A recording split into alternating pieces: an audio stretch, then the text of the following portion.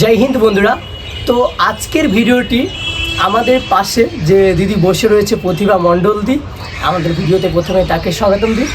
আর তোমরা বুঝতেই পারছো যে একজন অ্যাডভোকেট এবং আজকে দিদি তার জীবনের এই যে এতটা জার্নি আছে, জার্নি প্রেড করেছে, এই জায়গাটা আজকে দাঁড়িয়ে রয়েছে।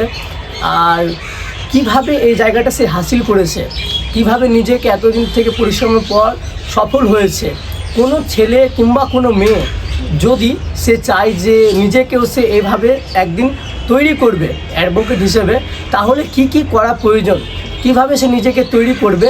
তো আজকে সম্পূর্ণ ভিডিওটি দেখো, তাহলে তোমরা বুঝতে পারবে।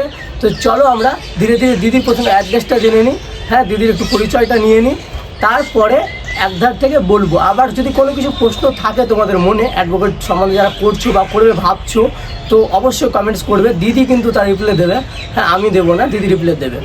তো চলো আমরা ভিডিওটা শুরু করি। আচ্ছা দিদি, তোমার একটু পরিচয়টা একটু আমাদের অডিয়েন্সকে বলো। নমস্কার, আমি আইনজীবী প্রতিভা মণ্ডল। আমার বাড়ি মালদার মুচিয়া অঞ্চলে, ওল্ড মালদা ব্লকের অন্তর্গত। তো একটি ছোট্ট গ্রাম থেকেই আমি উঠে এসেছি। অ্যান্ড আমার জার্নিটা অনেকটা স্ট্রাগলের মধ্যে দিয়ে গিয়েছে, ঠিক আছে। তো আমার এইচএস কমপ্লিট হয়, এইচএস কমপ্লিটের পরে আমি ডিসাইড করি আমি ল পড়বো, বিএলএলবি পড়বো।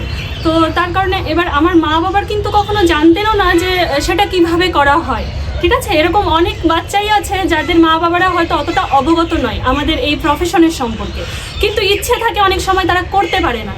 তো আমি তখন, আমার এক বন্ধু ছিল, এবার আমরা একই মানে টিউশন পড়তাম, সেখানে বন্ধু আমাকে বলে, আমার বন্ধু আমাদেরই কোর্টের একজন আছে, তো উনি আমাকে বলে যে তুই এলএলবি করতে পারিস, এলএলবি এইভাবে এইভাবে পড়তে হয়। তখন আমি বললাম আচ্ছা ঠিক আছে, আমি ভীষণ ইন্টারেস্টেড হই।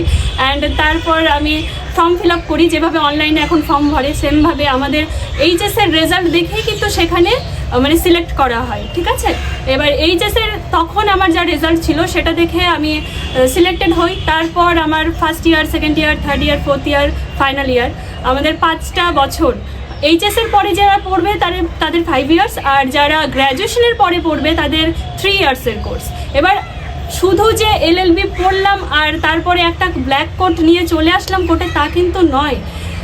কলেজের পড়াশোনা ভীষণ ডিফারেন্ট, আর আমাদের কোর্ট প্র্যাকটিস কিন্তু ভীষণ ডিফারেন্ট। কলেজে তোমাকে পড়তে হবে, অবশ্যই পড়তে হবে, কিন্তু কলেজের মানে পড়ে আমাকে এক্সাম দিয়ে সেখানটায় আমাকে ক্লিয়ার করতে হবে, একটা মার্কস পেতে হবে। আর যখন আমি কোর্টে আসবো তখন আমাকে মানে সবাই কন্টেস্ট দেবে, কম্পিটিটর সবাই, সেখানে আমাকে বেস্ট হিসাবে সবসময় দিতে হবে, সেখানে আমাকে ফাঁকিবাজি করলে চলবে না।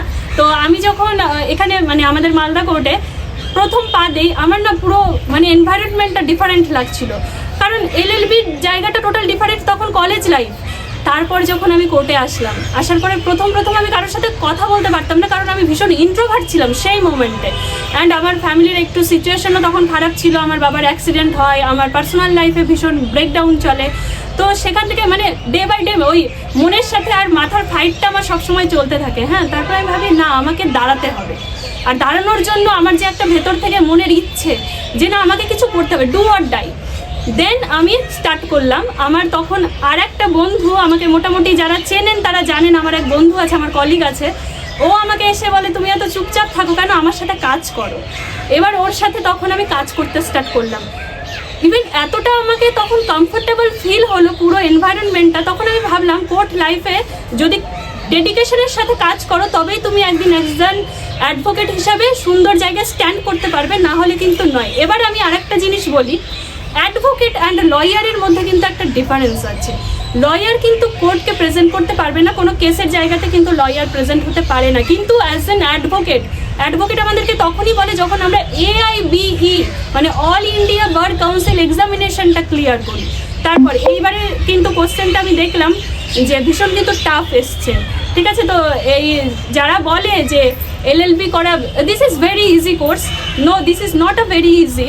কারণ আপনি যখন আসবেন, যখন আমাদের কোর্টে ঢুকবেন, তখন ভাববেন যে আমি কোথায় চলে এসেছি।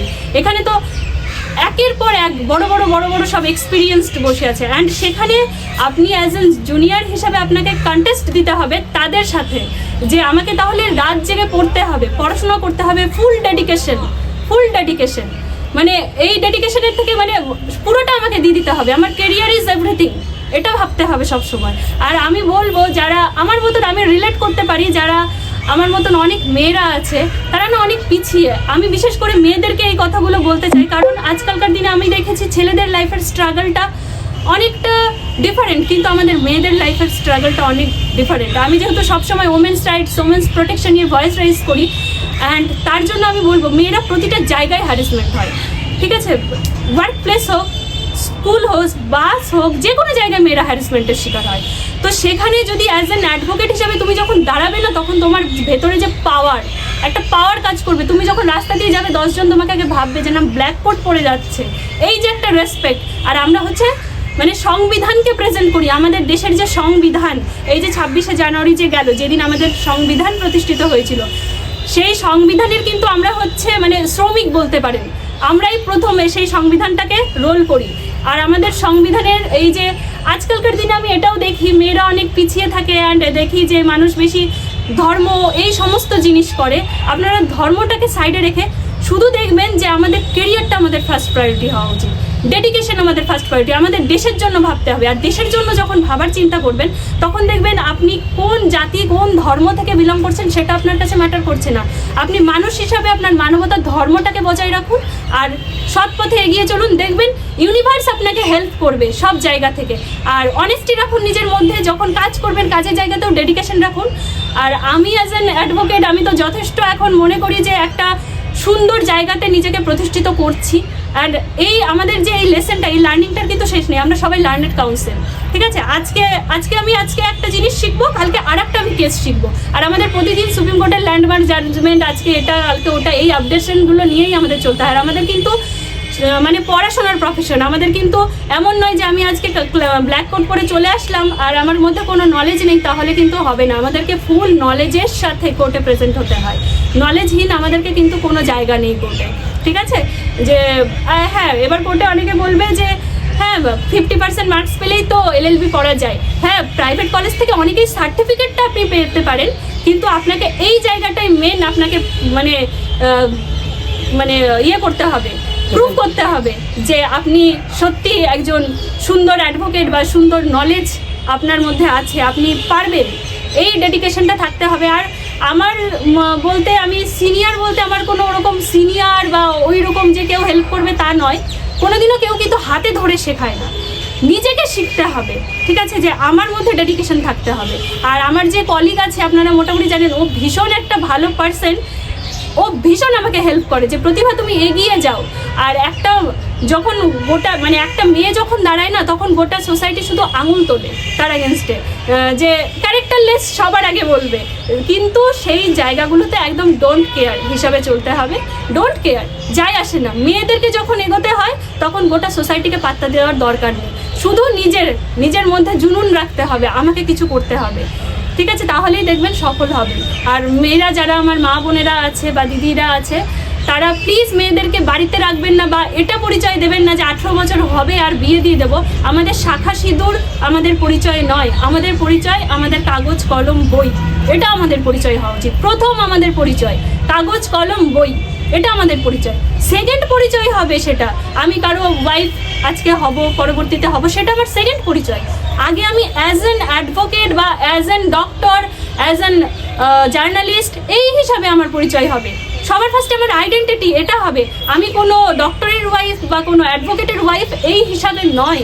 এটা আপনারা বোঝাবেন, মেয়েদেরকে পেছনে ফেলবেন না। মেয়েরা যখন এগিয়ে যেতে চাইবে ফ্যামিলির ফুল সাপোর্ট করবেন, এটা আমার কাইন্ড রিকোয়েস্ট। কারণ অনেক মেয়েরা আছে না, তারা মানে এগোতে পারে না, এই এগিয়ে যাওয়াটা ভীষণ দরকার। আমি বলবো মেয়ে হিসাবে মেয়েদের এগিয়ে যাওয়াটা ভীষণ দরকার, সোসাইটির জন্য, নিজের পরিচয়ের জন্য খুবই দরকার। ধন্যবাদ, জয় হিন্দ, ভালো থাকবেন। জয় হিন্দ। তো চলো, দিদি অনেক কিছুই বললো।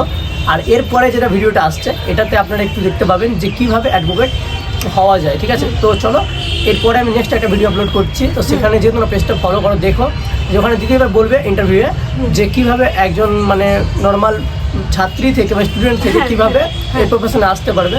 তো সেটা আলোচনা করছি নেক্সট ভিডিওতে আছে, সেই ভিডিওটা তোমরা দেখে আসবে।